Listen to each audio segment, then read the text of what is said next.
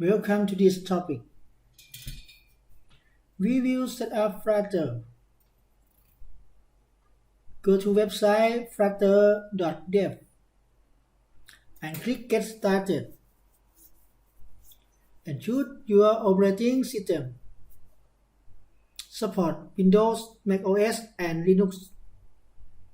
We will install it on Windows, but other systems are similar. Click into this example. Download the Flutter SDK file. The file is quite large, takes a long time to load. Should find the internet quickly. Once loaded, install. After completion, will take to define the path. The download process is slow or faster internet. We will continue steadily. Many people should now be ready. I can download almost all files. Just a little more. Can be stored anywhere in the device. Just a little closer. This website will tell you how to install in detail once the download is complete. Can be installed straight away. The procedure is very simple. Go to view the downloaded file in your machine.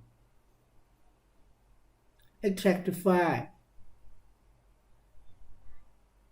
It won't take long. Very little longer. But the file computer is slow, it will take a little longer. Hard disk speed also works. Will get. Okay, now the file has been extracted. This is our Flutter. Copy this folder. Take it to our C drive. Here it will take a little longer. When we will determine the position, the extracted file will be 1 GB in size. There are quite a lot of the file inside with a compiled program. Okay, putting the file will be complete. Once finished, come inside. View file many files. Copy this point. Click on me. And copy all. We will go to the next step, meaning the path. To be able to work with CMD. Next step. You take to determine the position. To let the operating system know that. Right-click on this PC, select Properties. View file this Windows. Now I use Windows 10. Will look like this. The next step we have to do. Can follow me. Will find this window.